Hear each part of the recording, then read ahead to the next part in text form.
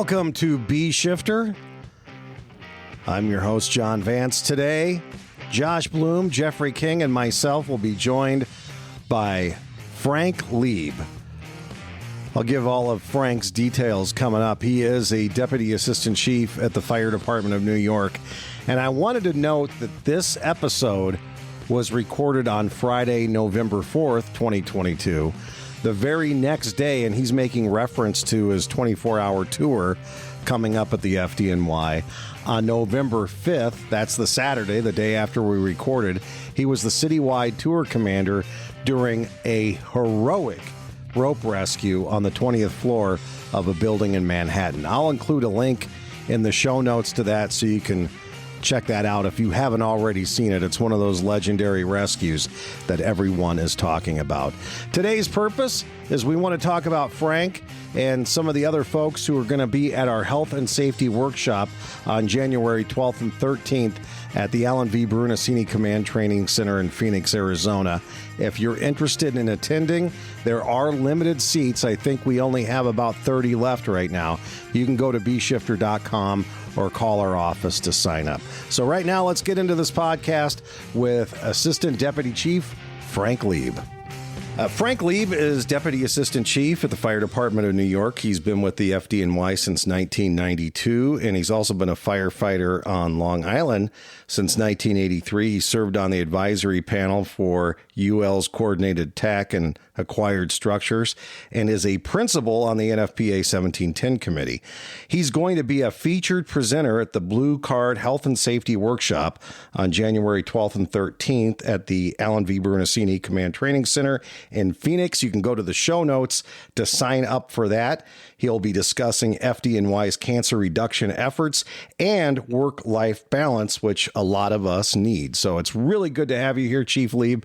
Thanks for taking some time to discuss not only what you're going to cover at the workshop, but some of the other stuff that we're all concerned about these days. Yeah, sure. Thanks. I'm happy to be here. Thanks for having me, and I look forward to being at the workshop as well. Well, let's start off with the FDNY's cancer prevention efforts. We, with such a huge organization and especially an older organization, and when I say older organization, an organization with infrastructure that's old, you're dealing with 100-plus-year-old firehouses in cramped spaces. You're dealing with dense populations. How are you leading that effort, and what are some of the innovations that you have all come up with at the FDNY to address cancer? Sure. So that's a good question. And yeah, so while we are the largest fire department in the country, we have over 17,000 total employees between fire, EMS, and civilian. However, size, big or small, should not be an excuse to not do something to best protect your firefighters. So in my case, using that we're the largest department, sometimes it's a challenge, right? So implementing any type of new practice that costs any money winds up costing a lot of money, right? So if we wanted to put a washer and dryer in every firehouse, that's a lot of money. Where in my volunteer department, we're 3 stations, sure, let's put them in every station, which we've done.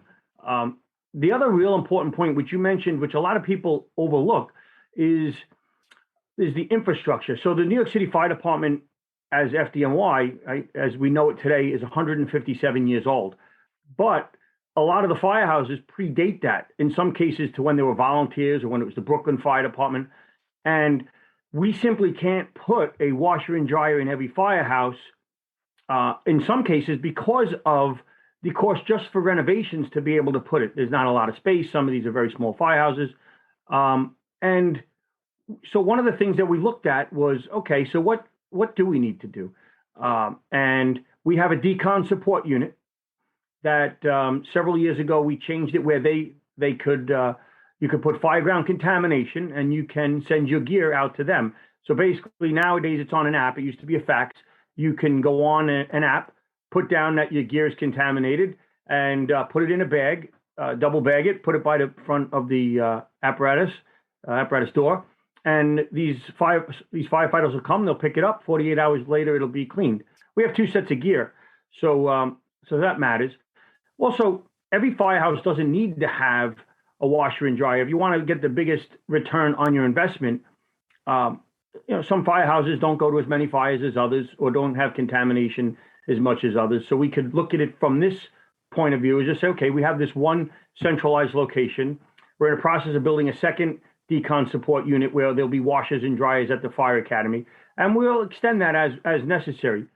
We even went as far to look at, we looked at the possibility of buying a laundromat in each of the 5 boroughs. New York City is divided into 5 geographic areas, and we were going to buy a laundromat in each, but we realized that we have places that can support the infrastructure as we grow it, or to meet our needs if we need to get more facilities around the city. But so far, we've had more than a 500% increase in the amount of gear that we wash from fireground contamination. So the firefighters are getting better educated. I would say that today, it's pretty rare to not see all the firefighters that were exposed and their gear smells like fire after a fire, to not send it out to our decon support unit. So that's different than sending it out to an ISP, an independent service provider, which if you follow an NFPA standards, that's required, and that's different. That gives you an advanced inspection where they inspect the gear, they take it all apart, and that's required. That's separate. This is more like the routine cleaning, that just when your gear is dirty. When you're looking at washing gear that often, I know we've seen it, the degradation of the gear and breakdown of the gear, are you seeing that you need to replace some gear more often, or are you able to keep the gear for at least a 5 to 10 year lifespan? That's another really, really good question that a lot of people really aren't paying attention to. So the average gear in the FDNY lasts 6 to 7 years. Very rarely do we get the 10-year lifespan out of it. However, there's a study that Dr. Gavin Horn did. I don't remember if he was working with UL or if he was working with the Illinois Fire Service Institute when he did it. I think it was UL. But they looked at the amount of gear washings that you can do before you have to worry about it. And the number was in the mid 30s, like 37 to 38. And even having conversations with him, I have the good fortune of being good friends with the doctor. And I could just, hey, I just read your report, Gavin. Tell me this. I want to know what was breaking down, or what was happening, or what was did you start with new gear, used gear? How do we know, how do we come up with this number? And so one of the things he said to me was that after those 30-something washings, they had degradation in stitching, which they believe could be partially the way we're letting it dry as well. So here's what I say. If we're getting degradation in gear after 30-something washes, I welcome that challenge because no one's washing their gear 30 times. In fact, the first time I know of an FDNY member that has washed their gear 30 times, I will make sure that every firefighter in the country is aware of that, because that would be a win. In my estimation, that would be a win. That means that our firefighters are taking better care of themselves. So because, like I've mentioned in the title of the article that I wrote for B Shifter is for, your future self. It's all about your future self, and thinking about your future self today, right? Before you get there. Have my granddaughters visiting me tonight, right? So what's better than that, right? She's 9 months old, and I simply can't spend enough time with her. And I want to be around for her wedding and for her, whatever she winds up doing in life. I want to be a witness to it. So just a question about what you're doing. What's the longest you've seen? Any of the gear that's been washing in your system, you must be tracking it from its inception into the department. And then once you're done with that personal set of gear, what is the average you're seeing? How many times it's getting washed outside what you're doing with the ISP?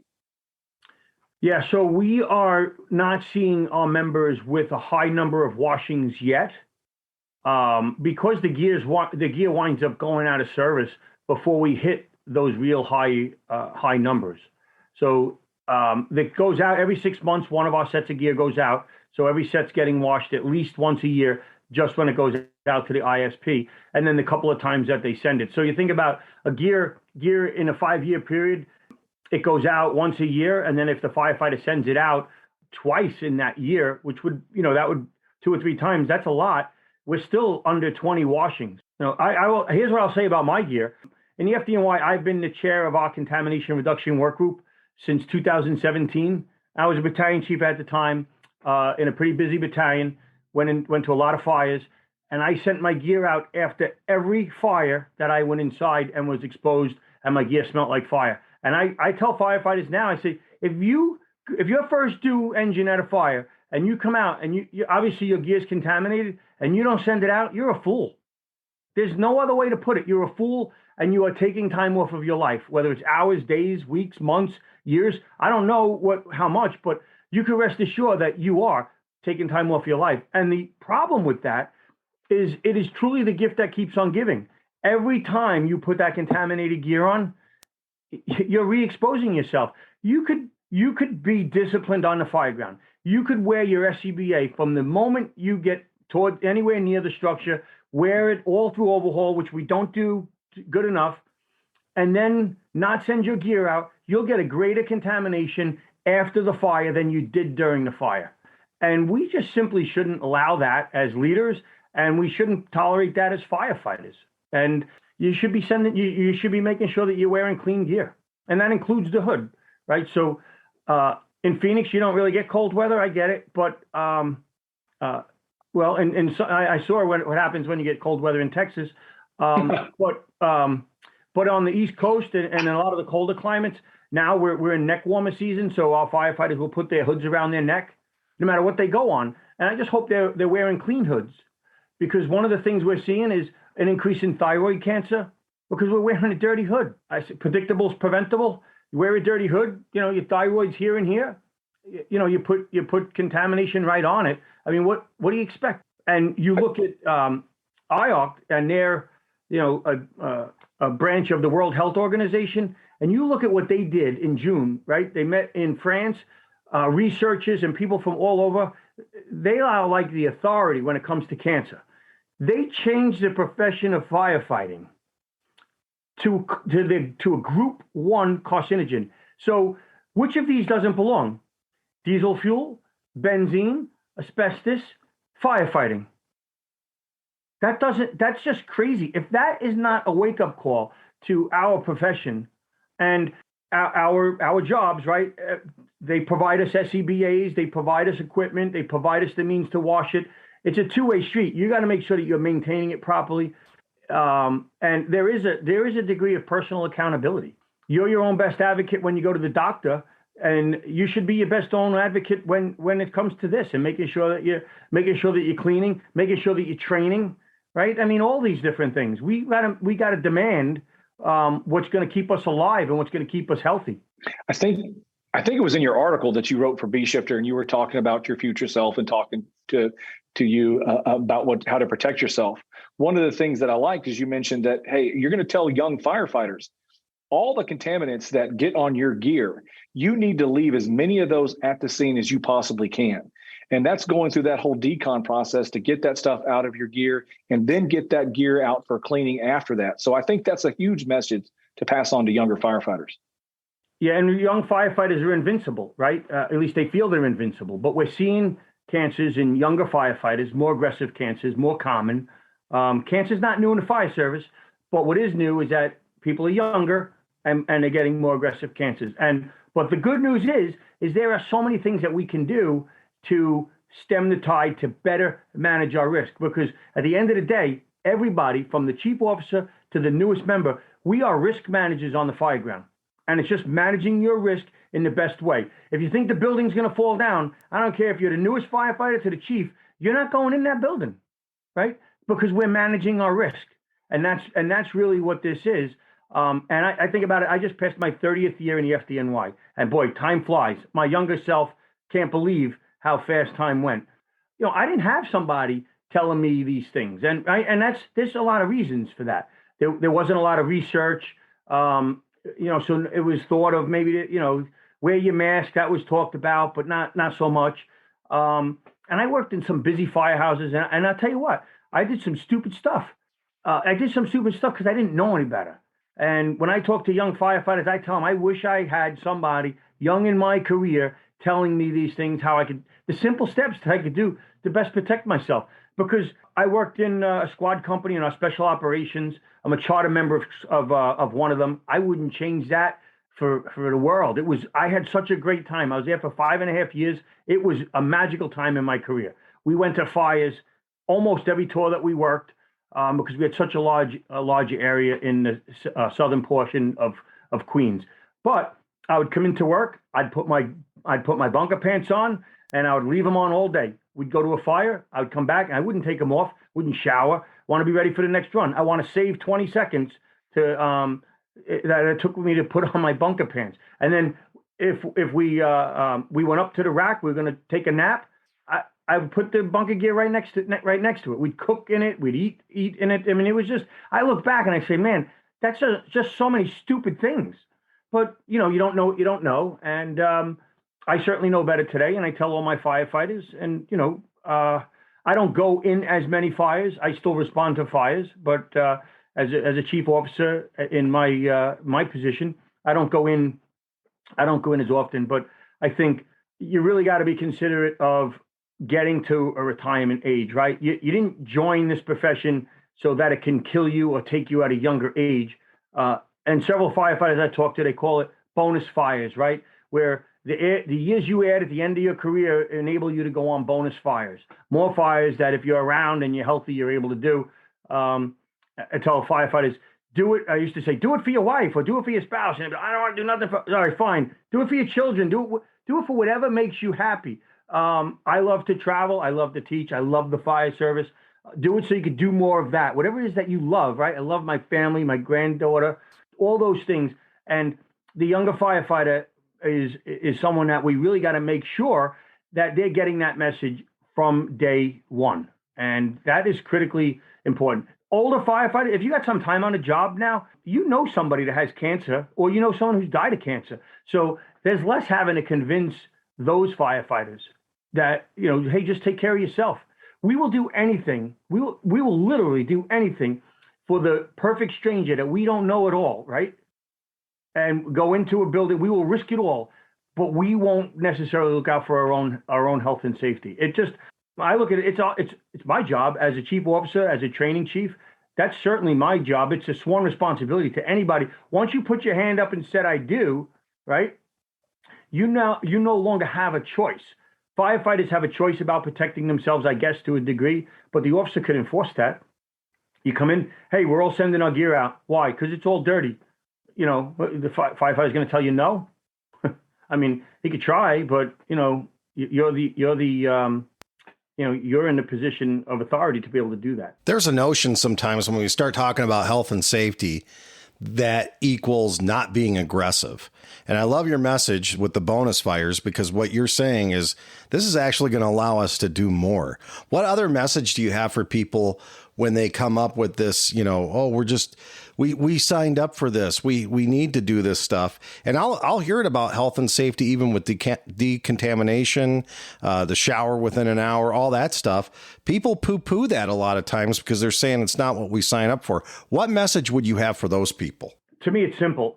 Like I mentioned, 30 years in the FDNY, I've been blessed. I've worked in some great firehouses with some great firefighters, and they were aggressive. They love to go to fires, and we've gone to fires in the places that I worked. And my message is be aggressive, right? We're an aggressive interior fire department. We do a good job, but just when you come back, be just as aggressive in deconning and cleaning up. That's what it's all about. No one's saying change your tactics on the fire ground. I still want you to get at it and put the fire out. And and whatever tactics it is that you're employing, for us, even when we talk about tactics, right? Sometimes you get some tactics that get misconstrued on how we would use them or why. Our first line is going interior. Our second line may be putting exterior water, depending on the situation. But I've heard people say, yeah, we want to put a line in from the outside so we don't get contaminated. Well, then you're in the wrong profession, right? So our first line, we have NFPA 1710 staffing. We are able to get in there. But if we have a delay, we may put it in from the outside. But that's not because we're worried about reducing our contamination. That's because we're worried about putting the fire out in a timely manner. Chief, one thing I think that's very powerful that you said is we have to learn from everybody else's experiences. And what you're sharing is your experiences, right? And wishing that somebody else would have told you, to do something different. And I think the message to the young people that you're saying there clearly is you don't have to go through some of these things yourself. Learn from other people's experiences and take a look at what's really going on around you, specifically when it comes to taking care of yourself and the whole decon thing and what does that really look like. And I don't think anybody who ends up with cancer, once they have it, would not go back and say, man, I would do something different so I don't have to deal with this. We do a poor job of learning from the fire service, right? I mean, and cancer is no different, right? I mean, my good friend, Ed McDonough, he passed away at 49 years old from cancer. I was holding his hand. I don't want anybody to go through that. But it's not just, so it's cancer. It doesn't matter. You talk about bowstring truss roof collapses, right?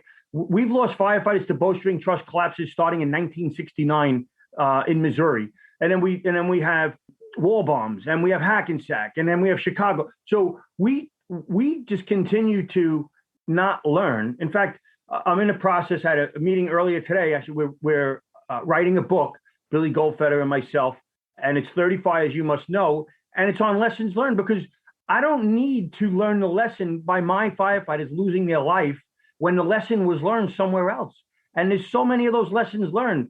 You know, when you say so many different fires, right? You could just name them off the top of your head, rattle off a few, and firefighters should know something about that. And that's what these 30 fires, that's what this book is going to be about, because we got to learn. And one of the fires that we have that's going to be in the book is the New York telephone fire.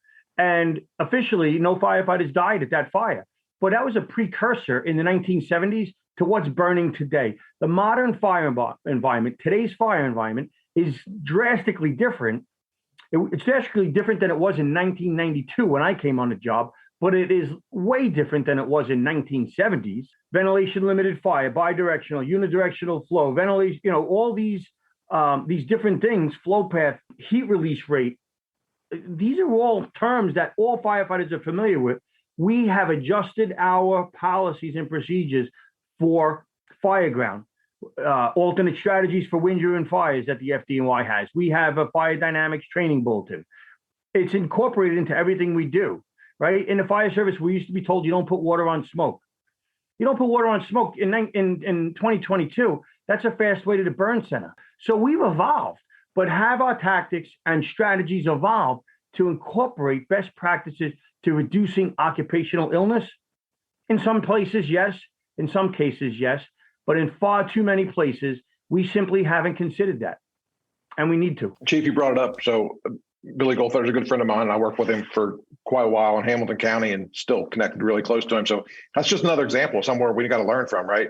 You know, at 40 and getting the check and, you know, all of that. So you want to talk about that a little bit? Not specifically that whole piece of the getting checked at 40 and all that, but the whole medical component. And yeah, sure. So, I mean, the idea is so to leave the contamination where we found it on the fire ground, right? So and shower as soon as possible. Sometimes it won't be within an hour. Sometimes it'll be within 20 minutes.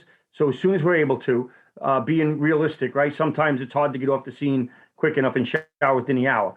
So we're doing all we can to prevent cancer, but we have to recognize that we have an increased probability of cancer over civilians, over the general population. So we have to know that we need to get checked more frequently for certain types of cancers. And by doing that, we will have early detection. And we know that when cancers are detected early, the survival rates skyrocket and they plummet when we have late detection. So if you don't feel well, if something's not right, you need to go get checked out. The IFC a couple of years ago did the campaign, if you don't feel well, don't make it you fare well. Detect Together has a great program where they talk about the 2-week rule. If so, know what right feels like, and then after 2 weeks, if you don't feel right, something's not right, you have a pain somewhere that you don't normally have pain, you have back pain that you don't normally have, go get checked out, because that getting checked out can simply save your life. We don't do that enough. Skin cancer. We have firefighters have a higher rate of skin cancer. You should get a skin exam every 6 months. They normally a lot of doctors will tell you once a year, but a firefighter, it's different. We installed sunscreen dispensers at our fire academy the Molly Begain Foundation, Molly's Fund, they donated them to us. I could go to the beach by us and have the local hospitals donate sunscreen dispensers there. Now we have that at our fire academy to be able to market the message of skin cancer and firefighters. So yes, we want them to wear sunscreen, but when we talk about the gases and the contamination that's getting on the firefighter's skin, there's a lot of different things that may be causing us to have an increase in skin cancer. So raising that awareness simply to that, saying, okay, this is how we protect it, but guess what? This is how we're protecting ourselves. But if we do get skin cancer, we want to get checked, and we want to make sure that simple skin exam will pick up the cancer far earlier and in a survivable state. Skin cancer is one of the most survivable cancers when it's caught early. Melanoma caught late kills you. So that's a huge, huge educational campaign to just make it where, hey, just get checked. And we have these sunscreen dispensers to kind of market that message to what you need to, how we can best do that. I think in addition to what Billy's doing with the over 40 resources he has, and also the IAFC has that one sheet that if you're a firefighter, that you hand that to your doctor, and it really talks to your doctor about these are all the things this patient needs to be checked for on an annual basis. And it includes things like heart scan and some other baseline things they need to check us out on a regular basis. I've done that with my doctor, and we'll include that in the show notes, both links to both of those, so folks can get an idea of what we're talking about, because there are resources out there for the individual firefighter. So often we're waiting for the fire department to do it or for the city to do it for us.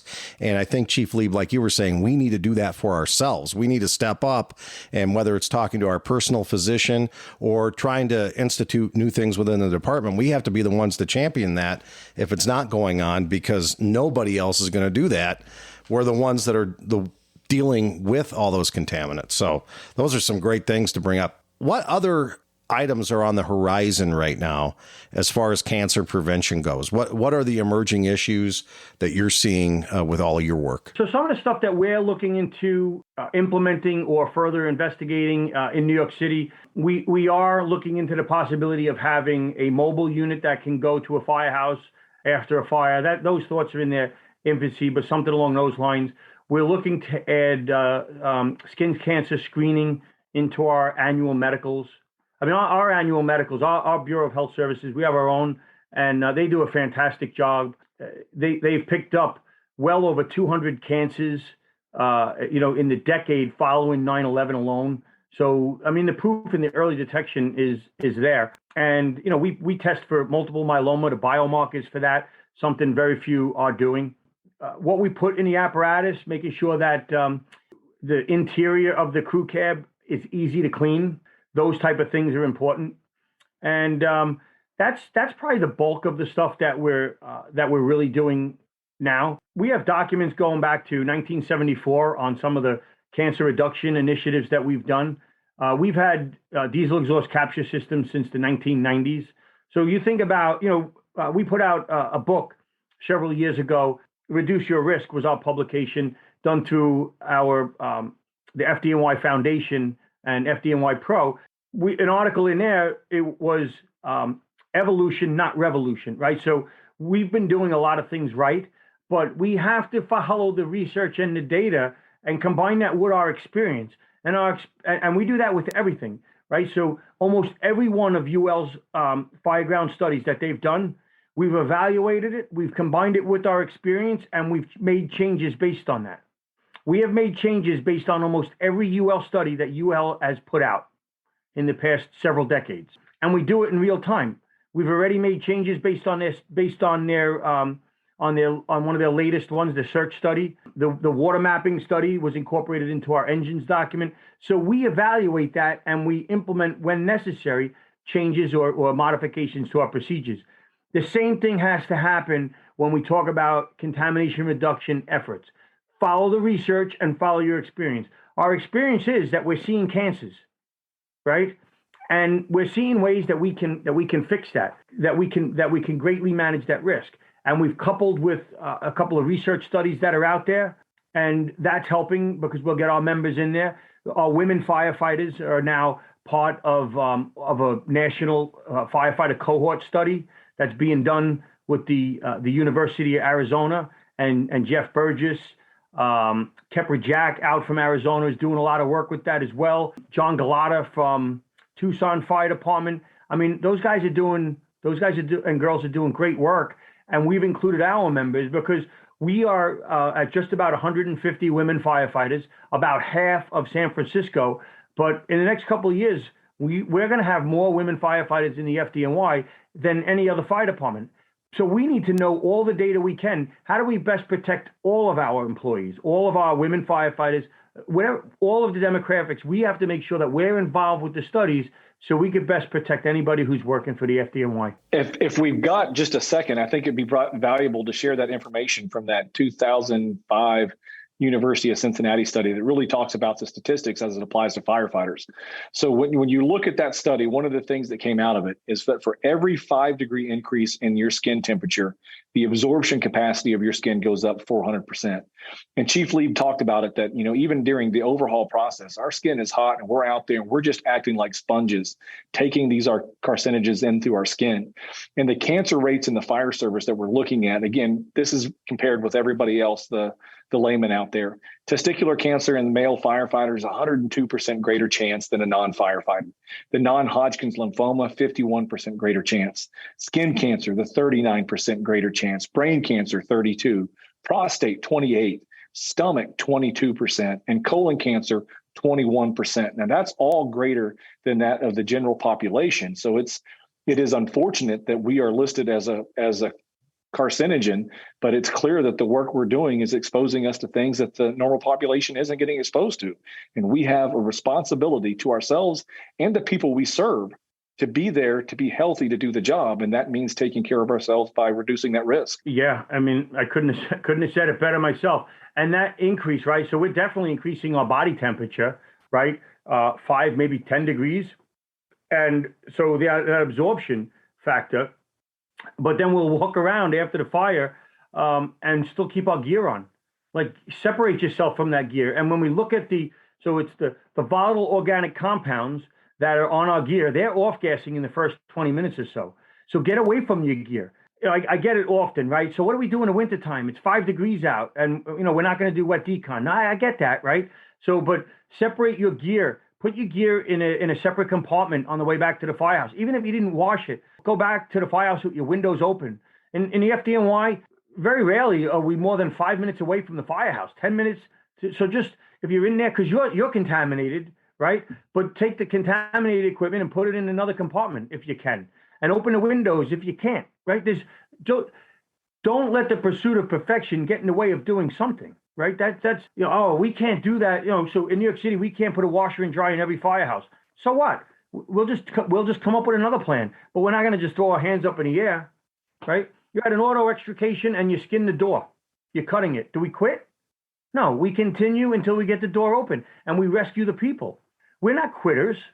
We're optimists. We're eternal optimists. So just consider it like that. Whatever's the best that protects you for that day, that tour, there's lots of conditions.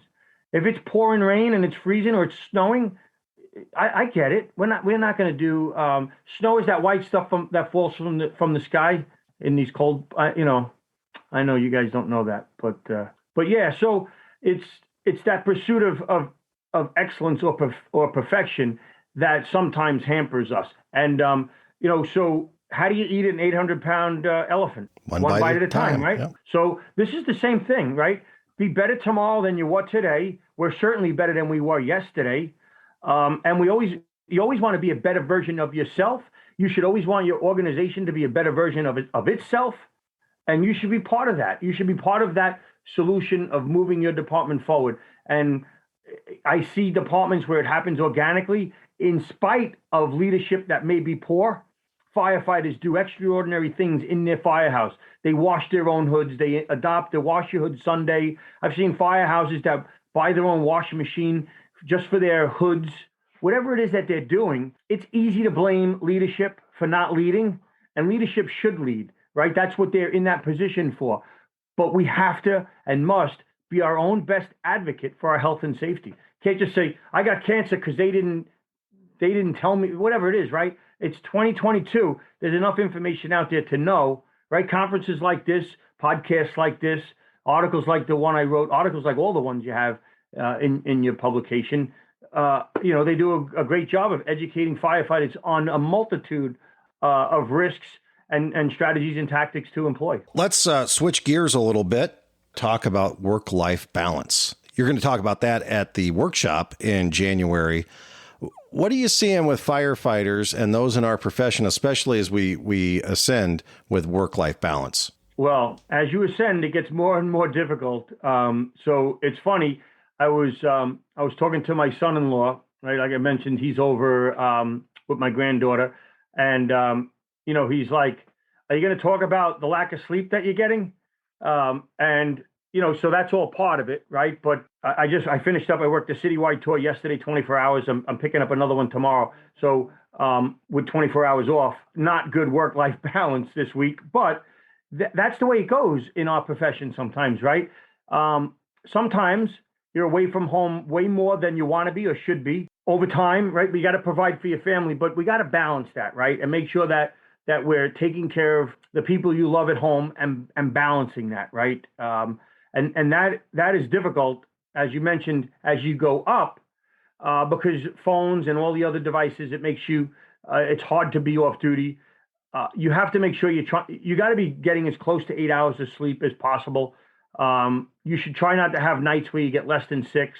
That is proven to more than double your risk of cancer. And then just make sure that, even early in your career, there's so many different things in the fire service that make the fire service great. And so many of them are all the different opportunities you have to go out and hang out with those that you work with. And you have to balance that with the desire and the need to be home with your family or watch your children grow up or whatever it is, right? Don't miss those. They only grow up once. It's a delicate balance. If you don't take care of your marriage when your marriage is new and you're never home, you neglect it. At some point, you won't have that loved one to be there for you down the road. And I think in our profession, we love our profession so much that we're sometimes married to the profession as much as we are to whoever we love at home. And they in turn are somewhat married to our profession as well. My wife has put up with me for 30 years, as have my children. And my daughter is a volunteer firefighter and she's a career fire marshal. So she gets it, right? And I have to tell her, hey, listen, you can't be on every committee. You can't be out of the house all the time. And I try and tell her, listen, you got to be home. As much as I want to see my granddaughter, you need to be home with with your family as well. So a lot of different strategies go into that, to make sure that you're maximizing that time. But it has to be a conscientious effort. A lot of different events. When I was younger in my career, a lot of the firefighters that I worked with all were married around the same time, all had young children. So we did a lot of things together. And we would call those like bonus times when, they didn't count as a night out because our spouses were with us. And when we were together, right, so all the firefighters would hang out together and all the spouses would be over there by themselves. It was as if we were out in two different places, right? We didn't really even interact. But the fact that everybody was out and we were taking care of them was a huge factor. And when you talk about work-life balance and even, firefighters and mental health and stuff like that, your loved ones and your spouse are the true first responder for us, because they're going to see changes in our behavior. And you think about the stuff that firefighters are exposed to and see. No one should have to do that. Other than the military, there's few and police officers. There's few other people that see some of the stuff that we see, and that impacts us. And having a good, healthy relationship at home could really help you out and say, you've changed from after you went and whatever, add in any traumatic incident that we went to, so I think that's important too. So that whole life balance and keep it into proper focus, I think is critically important for our success, because for me, I couldn't be in the position I am in without the support of those that I love that are home. Can you talk a little bit about people who are in your position or similar positions, that we have to be cognizant of not taking advantage of people that get work done? Because I think we all do that we seek out those that accomplish tasks and complete projects, and that we need to be aware of what we're assigning people to do, I think, sometimes, and what that workload looks like, because maybe they don't recognize it themselves. Yeah. Hey, listen, that is a great point. And my job is more administrative now, right? Obviously, I recall about 2 years ago, I'm sitting at home and I'm doing emails, and it's late. It's like after midnight, and my son comes over to me and he's like, "What are you doing?" He's like, and I told him, I said, I'm replying to emails. I said, I sent out like 15 emails in the last hour. And he's like, "Don't you respect your people?" He says, "Why would you send them an email at midnight?" And I'm thinking to myself, I have the key to my success is that I surround myself with people who are high achievers, high performers. I mean, I work with amazing people. And if their phone dings at midnight and they see it's from me, they're answering me. So I started to think about that. And I said, well, what do you want me to do? I got to get the work done when I can. And I'm used to being on shift work, and I don't care. I send an email at 3:00 on a Saturday morning. Who cares? And now, like tomorrow, I said, tomorrow's a Saturday. I'll be working, right? And I'll be sending emails. But what I do now is my son taught me how to make it where I send the email on Monday morning. So Monday morning, I'll probably respond to 40 emails tomorrow during the day. And unless they're to somebody who's working in the firehouse, nobody will get an email until Monday morning. So I'm respecting their time, because I tell my people all the time, I preach to them, I want you to have a work-life balance. Your family is part of my family, is part of the FDNY family. And when I see the family members, I thank them and I let them know that they're part of our family. And part of that is when they're off and with their family, don't expect them to start replying to your emails, because most of the people are going to, even if they just say, "Got your email, Chief, I'll get back to you on Monday," they're going to be thinking about that whole day. And that's not fair if you respect your people. And it took my son to tell me that, because I just didn't get it. From working in the firehouse for 25 years, I sent emails anytime. I'd call people anytime. It didn't matter, because I was calling other people on duty. But now my audience on who I'm emailing is not always the firehouse. It could be my people at home. "Hey, I'm working on this document. I want to edit this sentence. What do you think?" They're going to reply right away. They could be out at a party, whatever they're doing. That's why they work for me, because they have a tremendous dedication. But I must not take advantage of them. You are 100% on target with what you say. That was awesome. Thank you. I think we all need to be more cognizant of that. Yeah. When I'm sitting in my is that directed to somebody specific? Should I have said, "Hey, Chief so-and-so, you got to watch what you're doing with your guys"? You should have said it to me. Yeah, because I'm sitting. Yeah, when we're sitting there, I'm like you, right? You just start firing stuff off, because it's like, okay, this is on my mind. I'm working on this. Let's just get this out. Then I got to be off to the next thing. And I had to have the same kind of thing as what you just said. That little reset of, they're not here right now. They're not working, and it doesn't have to happen at this very moment. And I can let them know later, or set it up so that they're notified later or whatever. And then I think just the other part of it besides that is the whole work piece of what you said. You surround yourself with people who are like-minded and are high achievers, and that's how we get work done. And then I think we just have to all understand that balance of how much can somebody really do, and they're not going to tell you no, because they don't want to disappoint you either. So they just keep on going. So My that's guys, just being aware. They will never tell me no. They don't know how to say no. Right. Yeah. But that does, just because they're high achievers, they want to satisfy the boss, does not give me the license to abuse them. I mean, I'm sitting here, I have my work phone right next to me, right? It's never far from me if I'm awake. And so the difference is, and this is something on my side with the work-life balance. If a firefighter or if anybody emails me, I take great pride in getting back to them as quickly as possible. And there's times where someone will email me in the firehouse on the weekend, and I'll reply like within 2 minutes, and then I'll get a reply back, and they'll say, "I apologize for sending that email. I didn't expect you to respond to it until Monday."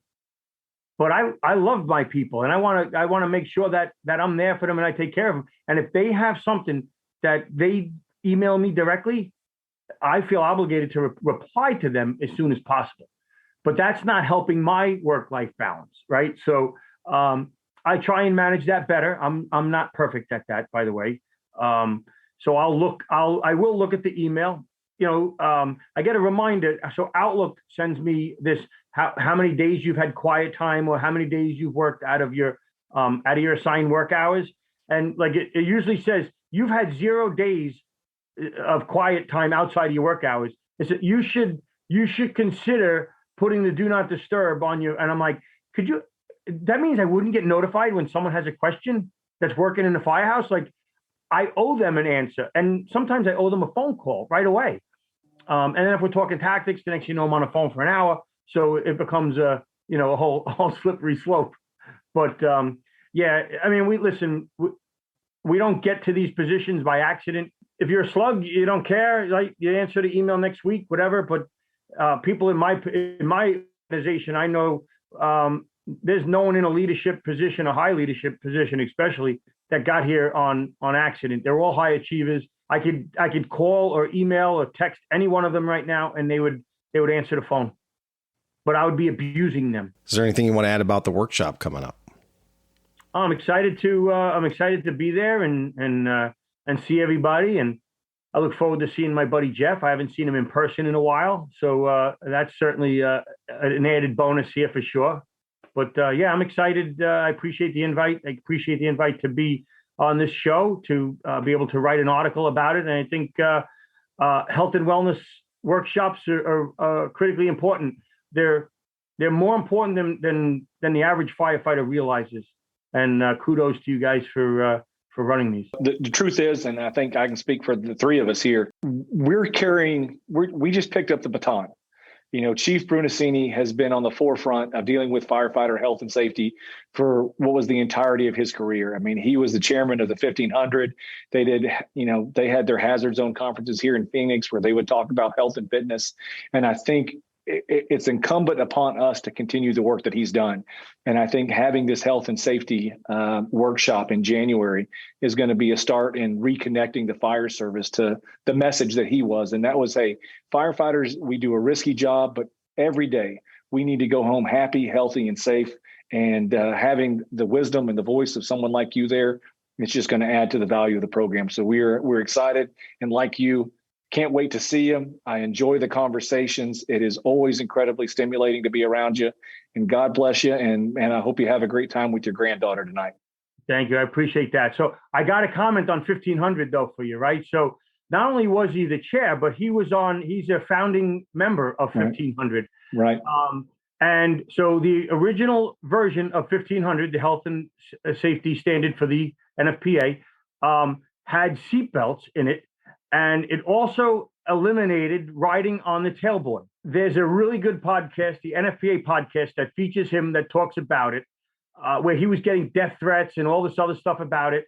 But the fact of the matter is, and he states it in the podcast, he says that the fire service still went on. We used to lose several firefighters a year falling off of the back step of responding apparatus. The fact is, we've gone now more than 12 years without a single line of duty death from a firefighter falling off the back step of a responding apparatus. And that is where we stand today on health and wellness with occupational cancer in the fire service. We are on the right side of this. And there's an ad for a Volvo car, the CX-60 or something. I forget what the model is. And their statement at the end, it says, the moments that matter most are sometimes the moments that matter the most are the moments that never happen. And it shows this girl crossing the street, and the car stops itself, and then they show you all these different events that girl has in her life, and that's where we're at. I would love to go back and change something that would bring my friend Ed back, who died at 49 years old, or all these other firefighters that we know of that were preventable deaths, and that's what they did. 1500 changed the trajectory for all those firefighters that would have died, because there's no reason to think we would have just miraculously stopped falling off the back of the rig, right? So it's saved, to date, it has saved hundreds of lives.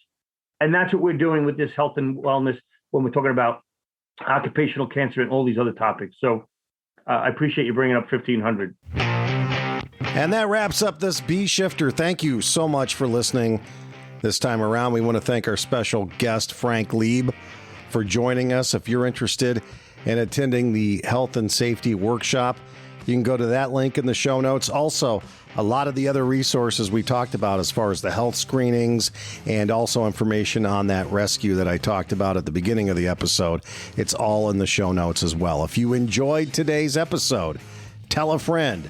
Please subscribe. Leave a review. We thank you for listening, and thanks for spreading the good word. Until next time, thanks for listening to Bee Shifter.